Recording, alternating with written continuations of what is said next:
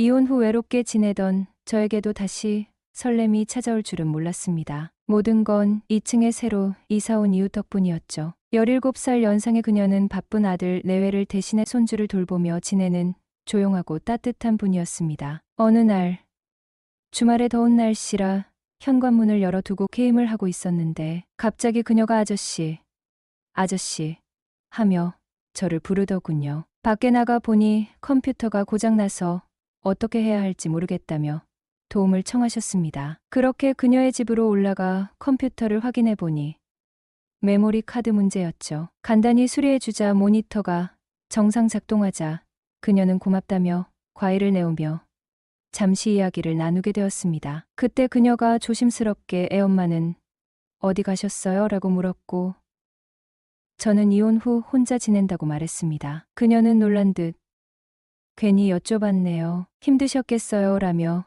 미안해했어요. 그 순간 저도 모르게 혼자 지내며 느낀 외로움과 쓸쓸함을 조금씩 털어놓았습니다. 그렇게 마음의 벽이 허물어지며 우리는 친구처럼 서로를 조금씩 알게 되었습니다. 얼마 후 그녀가 점심을 차려주겠다고 했습니다. 올라가 보니 된장찌개에 소불고기, 계란말이까지 푸짐하게 차려진 식탁이 저를 맞이했습니다. 오랜만에 따뜻한 집밥을 먹으며 오묘한 감정이 올라왔어요. 밥을 먹고 나니 한여름의 더운 날씨가 무색할 정도로 속이 든든했죠. 아줌마, 맥주 한 잔 어때요? 라는 제 말에 그녀가 살짝 웃으며 좋다고 하더군요. 편의점에서 맥주 몇 캔과 간단한 안주거리를 사와서 둘이 함께 한 캔씩 마셨습니다. 그렇게 이야기를 나누다 보니 그녀의 남편이 10년 전 사고로 세상을 떠났고 그 이후로 혼자 긴 세월을 보내며 살아오셨다는 걸 알게 되었습니다. 서로의 아픔을 나누며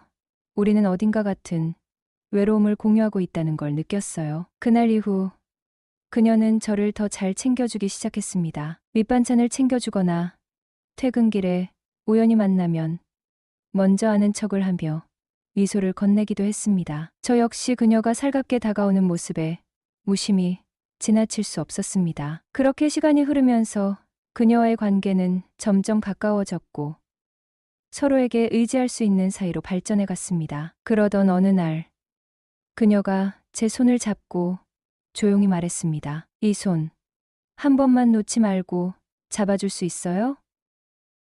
그 순간 저는 더 이상 혼자가 아니란 걸 깨달았습니다. 이렇게 우리는 서로에게 특별한 존재가 되어가고 있었습니다. 그녀의 따뜻한 배려와 상냥한 미소 덕분에 어느덧 서로의 곁에서 연인으로 발전하게 되었습니다. 안녕하세요. 저는 40대 초반의 이혼남입니다. 아내와는 맞벌이 부부로 함께 귀한 딸을 키우며 더 이상의 자녀 계획은 없는 상태였죠. 딸이 5살 무렵 아내는 집안일에만 집중하기보다는 밖에서 일해보고 싶다는 마음을 밝혔고 저도 그 결정을 지지했습니다. 그렇게 아내는 사무보조 업무를 시작하며 평소처럼 6시에 퇴근하곤 했습니다. 하지만 어느 순간부터 아내의 퇴근 시간이 늦어졌고 야근이 잦아졌습니다. 옷차림과 화장에도 변화가 생겼고 그런 모습에 묘한 낯설음이 느껴졌지만 저는 아내를 신뢰했기에 의심을 드러내지 않고 지켜보기로 했습니다. 그러던 어느 날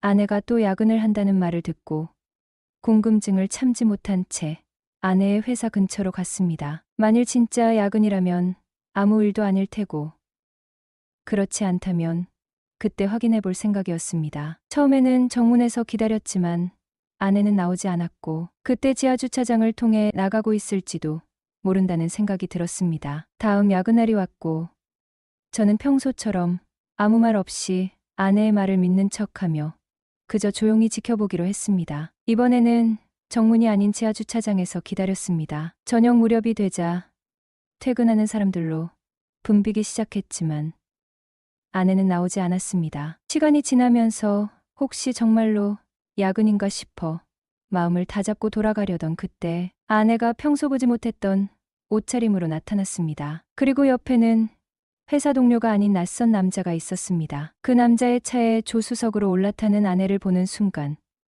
가슴 속에 묵직한 감정이 솟아올랐습니다. 저는 차에 올라타 그들이 가는 방향을 따라가며 멍하니 그 뒷모습을 응시했습니다. 머릿속에서는 수많은 생각이 교차했습니다. 이게 정말 내가 알고 있는 아내가 맞나? 라는 생각과 함께 혹시나 잘못 본 게 아닐까 하는 희망도 잠깐 들었지만 그건 착각일 뿐이라는 걸 잘 알았습니다. 그들이 도착한 곳은 회사 근처의 한 숙박업소였어요. 두 사람은 아무 거리낌 없이 건물 안으로 들어섰고 저는 마침내 진실을 눈으로 확인하게 되었습니다. 충격과 분노가 뒤섞인 채 차에서 내려 발걸음을 옮겼습니다. 입구로 들어서자 저 역시 몸이 떨렸고 온 신경이 예민하게 곤두섰습니다. 복도를 지나 방 앞에 서자 두드리는 손이 떨렸지만 멈출 수 없었습니다. 문이 열리고 아내와 그 남자와 마주한 순간 아내는 그야말로 얼어붙은 듯한 표정을 지었습니다. 눈이 커지며 숨이 막히는 듯한 모습으로 절 마주 보더니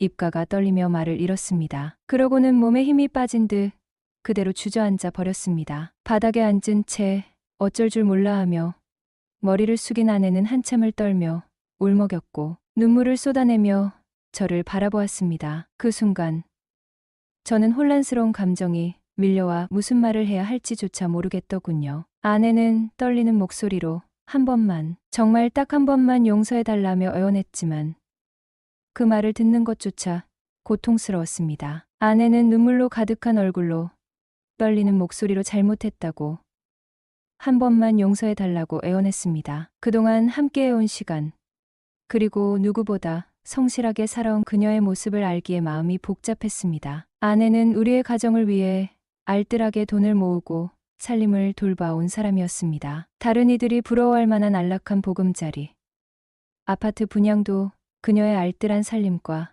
재테크 덕분이었죠. 아내는 실수였다며 다시는 이런 일이 없을 거라고 앞으로는 가족에게만 온전히 충실하겠다고 말했습니다. 그 눈물 어린 고백에 저도 그동안의 정과 그녀가 보여준 헌신을 떠올리지 않을 수 없었습니다. 결국 아내의 간절한 마음을 믿어보기로 했습니다. 우리 가정을 지키고자 하는 진심이 느껴졌기에 이 실수를 넘어서 다시 가족으로서의 일상을 이어가기로 한 겁니다. 그렇게 용서를 결심하며 마음을 다잡은 지 1년이 지나 우리는 예전처럼 지내는 듯했습니다. 그런데 어느 날 아내의 가방에서 낯선 벨소리가 울리기 시작했고 아내는 다급히 움직였습니다. 저는 그 모습을 보고 물었고 아내는 일할 때 쓰려고 새로 휴대폰을 맞췄다는 어설픈 변명을 했습니다. 하지만 원래 쓰던 휴대폰도 그대로 가방에 있었고 상황은 점점 의심스러워졌습니다. 새로 맞춘 휴대폰의 부재중 번호로 전화를 걸었고 상대가 전화를 받으며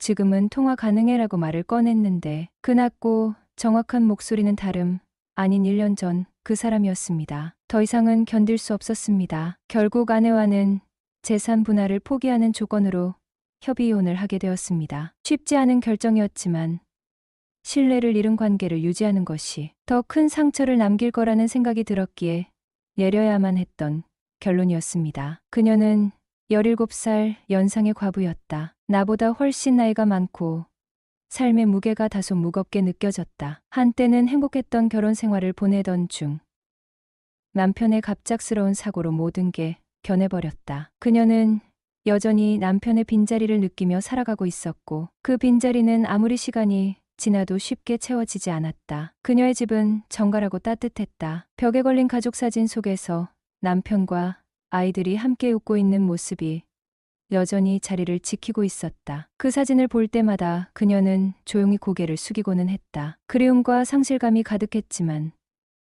그녀는 늘 강한 모습으로 내게 다가왔다. 아이들에 대한 책임감이 컸고 혼자서 그 모든 것을 감당해야만 했다. 처음 만났을 때 그녀는 내게 웃으면서 인사를 했지만 그 안에 숨어있는 고독함과 아픔이 쉽게 느껴졌다. 단지 몇 마디의 대화를 나누고 지나가면서도 나는 그녀의 눈빛에서 그 상실감을 읽을 수 있었다. 하루하루를 지나는 것이 고통스럽다고 말하지 않았지만 그 표정과 목소리에서 다 전해졌다. 그럼에도 불구하고 그녀는 나를 대할 때 늘 차분하고 성숙한 태도를 보였다. 자신이 처한 상황에 대해 불평하기보다는 오히려 더 나은 삶을 살아야 한다는 책임감으로 버텼다. 이혼 후 혼자 살고 있다는 말을 처음 꺼냈을 때 그녀는 그 말에 조금 놀란 듯한 표정을 지었습니다. 아마도 나이가 들어서 그런지 누군가와 함께 살아야 한다는 고정관념에 사로잡혀 있었던 걸까요? 아니면 그만큼 내가 외롭고 힘든 상황이라는 걸 미리 짐작한 건지 모르겠지만 그 후로 그녀의 태도는 달라졌습니다. 처음에는 그냥 가벼운 대화였고 그저 한 이웃으로서 그냥 그런 얘기를 나눈 것뿐이라 생각했습니다. 그러나 그 후 그녀는 내게 특별한 관심을 보이기 시작했습니다. 가끔 마주치면 무심코 잘 지내고 있죠?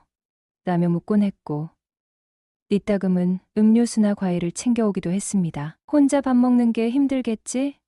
라며 밥을 챙겨주기도 했고 내가 필요로 하지 않은 것 같다고 느꼈지만 그 관심이 고마운 마음이 들었습니다. 하지만 점점 그녀의 보살핌이 과해지면서 처음에는 부담스러웠습니다. 그저 옆집 아줌마로 생각했던 그녀가 내 일상에 이렇게 깊숙이 들어오게 될 줄은 몰랐습니다. 오늘은 뭘 먹었어요?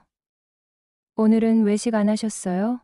그녀의 물음에 처음에는 대답만 하고 지나쳤지만 점차 그 물음들이 나를 기분 좋게 만들었고 그 마음이 진심이라는 걸 알게 되었습니다. 그녀는 내가 밥을 챙기지 않는 날에는 스스로 마주 가서 장을 보고 내가 무엇을 좋아하는지에 맞춰 밑반찬까지 준비해 놓고 갔어요. 처음에는 그게 나를 불편하게 만들었지만 점차 그 따뜻한 배려와 신경씀에 내 마음도 흔들리기 시작했던 겁니다. 내가 피곤하거나 집안일을 놓친 날이면 그녀는 다가와서 함께 청소를 하거나 내가 하기 힘든 일들을 대신 해주었습니다. 그녀는 나의 작은 생활을 점점 더 챙기기 시작했죠. 시간이 지나면서 우리 사이의 관계는 어느새 묘한 친밀함을 형성했습니다. 이제는 내 집에 들어오는 것이 자연스러워졌고 그녀는 내 살림의 일부분처럼 되어갔습니다. 무엇보다도 그녀는 내게 있어